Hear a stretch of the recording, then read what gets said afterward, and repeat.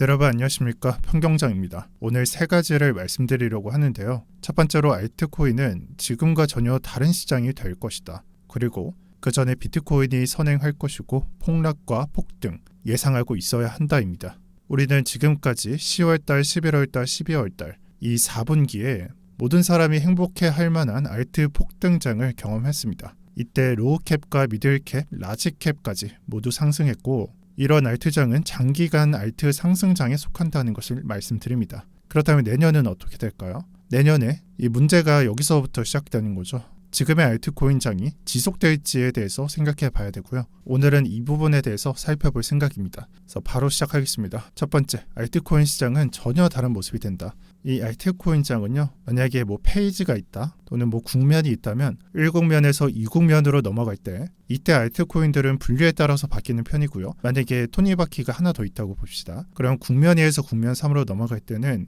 이때 올라갔던 시총 또는 테마, 이 분류와 전혀 다른 알트코인들이 상승합니다. 그리고 이 모습들은, 그리고 이 변화에 대한 시기에 대한 것은 대부분이 예상하기 힘들어요. 그러니까 예를 들어서 12월 30일에 발생한다, 이렇게 정해진 게 없습니다. 이게 천천히 바뀌든 느리게 바뀌든 예상하기 힘듭니다. 하지만 눈에 보이듯 뻔한 모습이 있어요. 그러니까 예상하기 좋은 경우가 있다는 거죠. 그런 구간은 바로 비트코인이 하락한 다음입니다. 그럼 이전 같은 경우에는 어떤 케이스가 될까? 21년도 예를 가져왔죠. 21년도에 알트코인장이 변했을 때가 지금 동그라미를 표시해드린 구간이에요. 비트코인이 상승하다 하락을 하고요. 그 다음 다시 상승을 시작할 때나 아니면 버티는 중간에 알트코인장은 100% 바뀌었습니다. 지금 첫 번째랑 두 번째 다르고 두 번째랑 세 번째 다르고 세 번째랑 네 번째 일치하는 모습이 없었어요. 그리고 이 21년도 같은 경우에는 시총별로 묶어서 순환을 해줬고요. 그리고 여기서 좀 특별히 말씀드리고 싶은 건 네 번째 원 보시면은 비트코인 저가를 내렸죠. 그러니까 추세상으로 하락한 차트가 나왔음에도 이 하락한 다음에 알트코인장이 또 변하는 모습을 가져갔었어요. 그래서 반드시 상승세에 있다가 하락을 한 경우에 순환이 된다는 느낌보다는 알트장이 만들어진 다음에 하락이 나왔을 때 그때 변한다고 보시면 될 것 같습니다. 지금 마지막 예제가 되는 게 이더리움의 폭등장이에요. 다른 코인들이 상승을 하다가 이때는 이더리움이 큰 폭등을 했습니다. 그래서 과거 예를 보고 지금 같은 예를 보면요, 최근에 보시면은 7월달, 8월달, 9월달부터 알트코인이 시작되는 10월달을 보세요. 비트코인이 상승을 하다가 하락을 했고, 이전에도 알트코인들이 조금씩 올라가긴 했었지만 대세장은 아니었어요. 근데 알트코인장이 진짜 대세가 된 거는 비트코인이 거의 모든 도미넌스를 흡수하면서 올라가다가 하락을 하고 그 다음에 상승을 출발할 때 이전과 똑같죠. 그 모습이 똑같은 그 상태에서 알트코인장이 나왔습니다. 그러면은 지금 생각을 해봤을 때 첫 상승이 시작된 첫 번째 원 있죠. 이 원 다음에 나오는 두 번째 하락 구간에서 알트코인장이 100% 바뀌었단 말이에요. 그러면은 10월 달부터 지금까지 만들어낸 차트가 상승만 했었는데 하락이 나온다면 어떻게 될까에 대해서 생각을 해보셔야 되고, 제가 근거로 말씀을 드렸지만 이 하락이 나온 다음에는 상승할 그림을 그려 놓으셔야 됩니다. 그래서 가장 중요한 게 이거예요. 알트코인장의 변화는요, 비트코인의 하락이 선행되고요, 그 다음에 나오게 됩니다. 그러니까 여러분들이 알트코인장이 어떻게 되냐 이걸 뒤질 필요가 없어요. 앞으로 비트코인이 하락을 한다면요, 그게 몇십 퍼센트가 됐든 아니면 10%, 20%가 됐든 하락을 한다면 알트코인장 무조건 바뀝니다. 지금 포인트가 그 정답을 암시하고 있다고 저는 생각합니다. 그래서 그 전에 비트가 선행한다는 내용을 한 번 더 살펴볼게요. 현재 비트코인은요, 하락을 보세요. 대략적으로 69K, 70K에서 15K까지 내려간 부분을 되돌리고 있는 겁니다. 그럼 되돌림으로써 생각해 봤을 때 예전도 그렇고 8년 전에도 그렇고 가장 큰 저항 구간이 어디였냐? 지금 표시가 되는 618 구간이었어요. 굳이 자료는 안 가져오겠지만 모두 다 이 구간에서 저항을 맞이했었죠. 근데 지금 현재 구간을 보면 그 구간을 코앞에 두고 있고요. 그리고 일봉으로 모았을 때 단기선과 중기선을 보세요. 정배열 상태에서 계속 진행되던 이 상승 추세가 며칠 전부터 꺾이고 있는 게 보이죠. 그러니까 대략적으로 2주 전의 경우에는 꺾이더라도 지지 삼아서 다시 반등을 했었고, 나는 반등할 수 있어라고 좀 표시를 해줬었는데, 지금 같은 경우에는 이평선이 꺾였음에도 불구하고 반등이 나오고 있지 않습니다. 이 반등이 나온다라는 건 이런 구간을 말하는 거예요. 중기선 부닥치고 올라가고 중기선 부닥치고 올라가고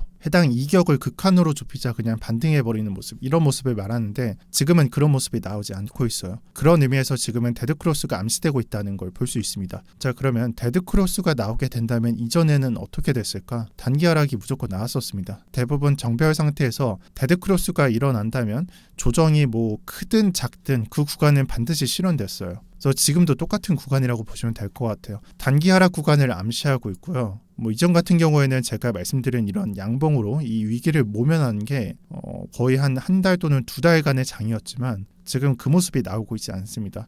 나오지 않기 때문에 뭐 삼각 수렴이라거나 또는 쌍바닥 패턴을 뒤집어 놓은 것처럼 쌍봉 패턴을 만들어내고 있습니다. 이런 모습을 보았을 때 반등 의지가 약해 보이기 때문에 데드크로스가 계속 암시되고 있다. 사실 오늘자에 큰 반등이 없다면은 아마 내일자부터는 데드크로스를 볼 수 있을 것이다 하고 보고 있고요. 여기서 데드크로스가 확정이 된다면요, 하락에 벌벌 떨라는 게 아니에요.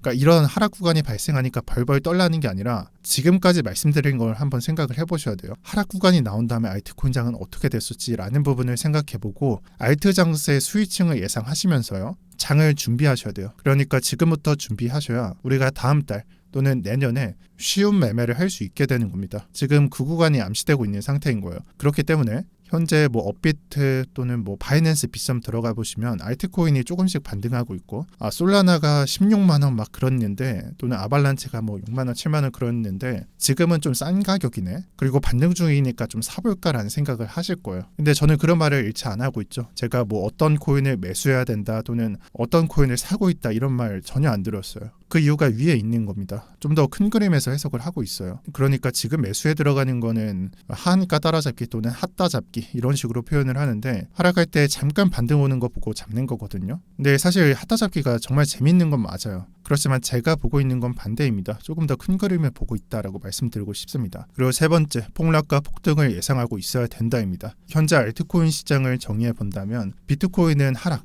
또는 가격을 빼는 입장에서 다른 지표인 비트코인 도미넌스는 내려가는 이런 두 가지 구도를 펼치면서 알트코인의 반등이 나오고 있어요. 그러니까 비트코인 도미넌스를 뿌려주면서 알트코인으로 뿌려주고 있는 겁니다. 그렇기 때문에 지금 현재는 알트코인 하락이 이게 알트코인 하락이 맞나? 이거 반등장 아니야? 이런 상태에 있는 겁니다. 하지만 정말 오랜만에 말하는 것 같은데 과거나 현재에 집중할 필요는 없어요. 과거나 현재를 보고 미래를 봐야 되기 때문에 이 도미넌스가 계속해서 내려갈 수 있는 상황인지를 한번 생각을 해보셔야 될 것 같고, 그 의미에서 도미넌스가 올라가는 상황을 예상해 본다면 또는 이 올라가는 상황을 가정해 본다면요, 알트코인은 사실 하락을 방어할 힘이 없습니다. 즉 하락을 피할 수가 없다는 얘기입니다. 왜냐? 비트코인의 유동성이 알트코인으로 흡수되면서 현재와 같은 알트코인장이 좀 약간 뭐 반등을 한다거나 방어를 한다거나 이런 식으로 나오고 있는데, 그 상황의 정반대로 유동성이 다시 비트코인으로 흡수되는 상황이 나온다면 하락을 피할 수가 없겠죠. 그래서 폭락과 폭등을 예상해야 된다는 겁니다. 그러면 폭등은 어느 부분에서 예상해야 되냐? 도미넌스의 현재 추세를 보면요,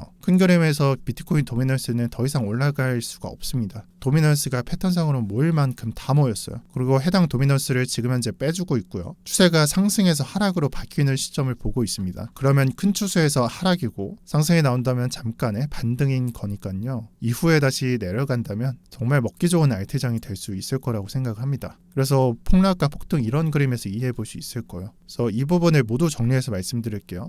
제가 어떻게 하고 있는지도 말씀드릴게요. 저는 방금까지 말씀드린 시나리오를 예상하면서 1월달 또는 2월달 1분기 뭐 이런 식으로 준비하고 있습니다. 자, 오늘 말씀드린 시나리오에서 벗어난다면 아마 수익을 놓칠 거예요. 잠깐의 수익을 놓칠 거예요. 그렇지만 제가 들어가지 않는 이유는 이 구간이 불확실성이 너무 큰 구간이기 때문에 비중을 추가로 뭐 어떻게 하거나 그러지는 않고 있습니다. 또한 해당 영상을 보시고 뭐 비중을 전부 매도할 필요는 없다고 생각합니다. 정말 개인 투자자들이 잘못 생각하고 있는 게, 뭐 제가 방향성을 해석하거나 아니면 시청자분들이 방향성을 해석할 때 포트가 방향성대로만 준비를 한다는 거예요. 근데 이 방향성 해석한 게 전부 그대로 흘러갈 때가 없죠. 대부분 벗어날 때가 많아요. 뭐 단기적으로는 무조건 벗어나고, 그리고 장기적으로도 기관과 가격에 대한 견해가 제가 봤을 때 누구도 맞출 수는 없습니다. 그래서 항상 비난받는 실시간 반영이라는 말이 괜히 있는 게 아니에요.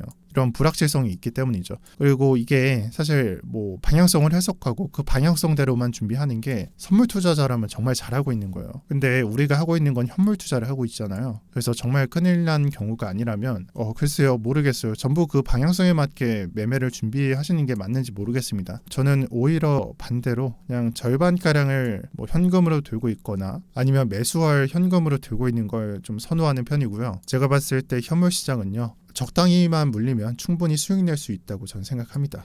그리고 이 다음 부분은 오늘 영상에서 나온 내용이 아닌데 조금만 말씀드려 볼게요. 이더리움과 레이어 1입니다. 이 아직까지 현재장에서 확정짓지 않은 장세가 있다면 이더리움과 레이어 1 장세일 거예요. 그러니까 레이어 1 장세로 확정을 지었다가 최근에 이더리움 장세로 조금 넘어갔다가 그게 잠깐이었고 마무리가 됐잖아요. 확실한 마무리가 되지 않았다는 걸 의미해요. 근데 이더리움이나 뭐 이런 솔라나 레이어 1 코인들은 상관관계가 반대예요. 그러니까 여러분들이 보셨다시피 이더리움이 올라가는 일이 있다면 이 레이어 1 코인이 올라가는 일이 좀 드뭅니다. 되게 약세를 나타내요. 날짜를 보시면은 4월 25일에 이더리움이 올라가기 시작했고 그 다음에 레이어 1 코인이 그 순간으로부터 횡보하고 있는 게 보이죠. 이게 과거 장세였다면 한 3, 4일 정도? 최근에 일어났던 3, 4일 정도는 오히려 반대로 하락하는 모습을 가져가는, 그러니까 정반대의 모습을 가져간다고 보시면 될 것 같아요. 그런 이유가 있기 때문에 앞으로는 둘 중 어딘가에는 베팅해야 됩니다. 뭐 성향 차이겠지만 반반대로 가셔도 되고요. 저 같은 경우에는 레이어 1을 보고 있습니다. 좀 구체적으로 말씀드리자면 단기로는 레이어 1이고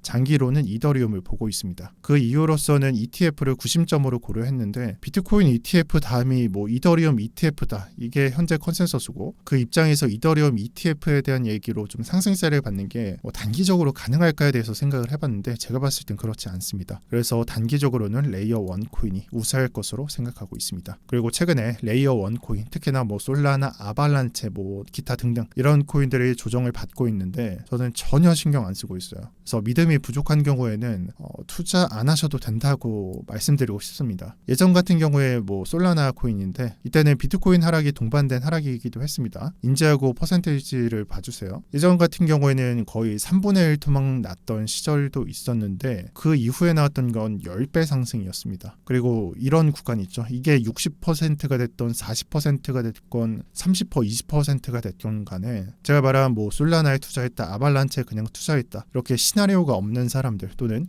홀딩 마인드가 없고 좀 굳은 의지가 없는 사람들은 버티기 힘들 거예요. 지금 안 나오고 있죠. 근데 만약에 나온다는 걸 가정해 본다면 버티기 힘들 거예요. 그러니 잘 생각해 보시길 바랍니다. 저는 그냥 이렇게 정리할게요. 믿음이 부족한 경우에는 투자하지 않는 게 좋다. 그리고 마지막으로 저는 내년에 레이어 1 코인들 1티어로 들고 갈 생각이니까 참고해 주시면 감사하겠습니다. 네, 올해 마지막으로 안내드립니다. 오늘 영상이 23년도 마지막 영상이었고 올해 마지막 멤버십 가입 안내를 드렸어요. 그래서 12월 달이 지나면 제가 말씀드리는 23년도 전용 포트폴리오 제공이 힘드니까 이번 주 마감하기 전에 신청하시는 걸 추천드리고요. 이 멤버십에 가입하고 24년도 포트폴리오 받고 이 내용은 제가 고정 댓글에 달아드리는 경제 언어방에 나와 있습니다. 그래서 제가 예상했을 때는 일요일까지 월요일까지 잘 모르겠습니다. 오늘도 닫을 수 있고 내일도 닫을 수 있으니 참고해 주시고요.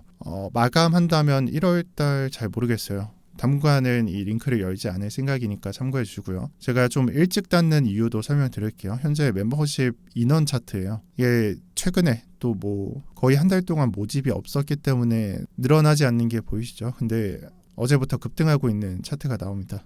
그러니까 떡상을 하고 있는데 이 멤버십 입장 관련해서 좀 마비가 일어나고 있어서 이 링크를 좀 빠르게 닫을 생각입니다. 그래서 생각 있으신 분들은 웬만하면 오늘자에 마무리해 주시고요. 제가 닫을 때는 말없이 닫으니까 참고해 주시면 감사하겠습니다. 네, 오늘 영상 여기까지 하겠습니다. 다들 23년도 고생하셨고요. 24년도에도 잘 부탁드리겠습니다. 다들 한 해 마무리 잘 하셨으면 좋겠습니다. 이상 평경장이었습니다. 감사합니다.